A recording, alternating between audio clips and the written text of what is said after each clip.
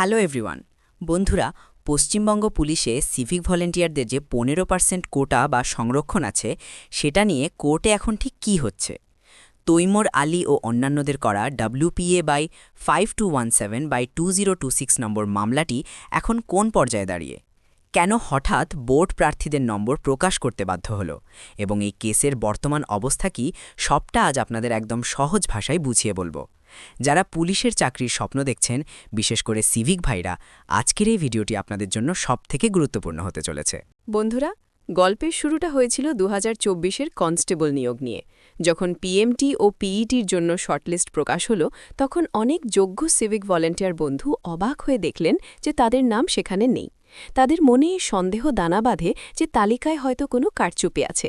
এই বঞ্চনার অভিযোগ তুলেই তৈমুর আলী ও আরও বেশ কয়েকজন বন্ধু হাইকোর্টের দ্বারস্থ হন।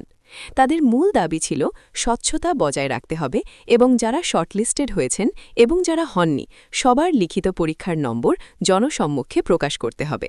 এবার আসা যাক কোর্টের ভেতরের সেই টানটান আলোচনায়। বিচারপতি সরাসরি বোর্ডের উকিলকে প্রশ্ন করেন, স্বচ্ছতা কোথায়? বিচারপতি সাফ জানিয়ে দেন যে নিয়োগ প্রক্রিয়ায় কোনো অন্ধকার বা লুকোছাপা রাখা যাবে না। প্রার্থীরা কেন অযোগ্য হলেন, তারা কত নম্বর পেলেন, সেটা জানার অধিকার তাদের আছে। আদালতের এই কড়া চাপের মুখে বোর্ড নতি স্বীকার করতে বাধ্য হয়, আর এর ফলেই আপনারা দেখেছেন গত 12ই মার্চ 2026 তারিখে পিআরবি তড়িঘড়ি করে ওয়েবসাইটে ক্যাটাগরি ভিত্তিক নম্বর আপলোড করে দেয়। এখন সব কিছু আপনাদের সামনে জলের মতো পরিষ্কার। এরপর সিভিক ভাইরা আবার একটা রিপিটিশন করে যে সিভিক ভলেন্টিয়ার বন্ধুদের অভিযোগ ছিল বিজ্ঞপ্তিতে 15% সংরক্ষণের কথা থাকলেও রেজাল্টের সময় তারা কেন বাদ পড়ছেন, কেন তাদের কাট অফ সাধারণ প্রার্থীদের প্রায় সমান হয়ে যাচ্ছে। বন্ধুরা, পশ্চিমবঙ্গ পুলিশ নিয়োগে সিভিক ভলেন্টিয়ারদের 15% কোটা নিয়ে যে মামলা চলছে, তাতে এক নতুন এবং গুরুত্বপূর্ণ শব্দ উঠে এসেছে, তা হল হরিজন্টাল রিজার্ভেশন। সহজ করে বললে, অনেকেই ভাবেন সিভিকদের জন্য বুঝি আলাদা সিট বাড়ানো হয়েছে, কিন্তু আসলে তা নয়। নোটিফিকেশনে আসলে কি বলা ছিল, সবটা আজ আপনাদের একদম সহজ করে বুঝিয়ে দেব। সহজ মানে হল, পুলিশের যে মোট মেইন ভ্যাকেন্সি বা সিট আছে, সেখান থেকে একটা অংশ 15% কেটে নিয়ে সিভিকদের জন্য আলাদা করে রাখা হয়েছে। অর্থাৎ জেনারেল বা ওবিসিদের যে নির্দিষ্ট সিট আছে, সেই ঘরের ভেতর থেকেই সিভিকদের জায়গা দেওয়া হয়েছে। এটি কোনো বাড়তি সিট নয়, বরং মূল সিটেরই একটি অংশ। কোর্টে এরপর এক অত্যন্ত গুরুত্বপূর্ণ আলোচনা হয়, সেটি হল মেধা বনাম সংরক্ষণ।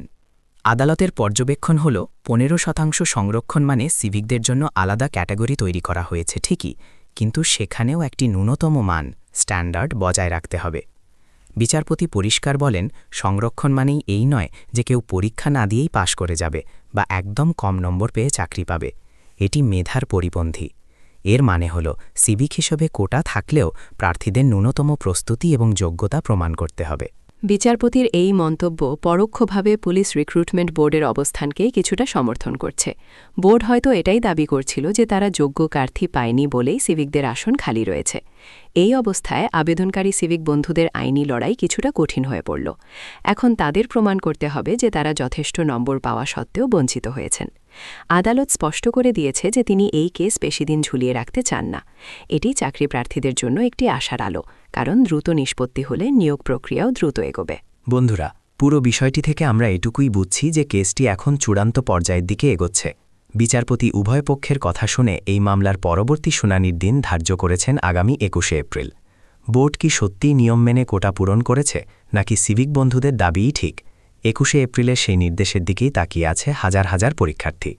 পরবর্তী আপডেট সবার আগে পেতে আমাদের চ্যানেলে চোখ রাখুন এবং সাবস্ক্রাইব করে পাশে থাকুন। দেখা হচ্ছে পরের ভিডিওতে। ধন্যবাদ।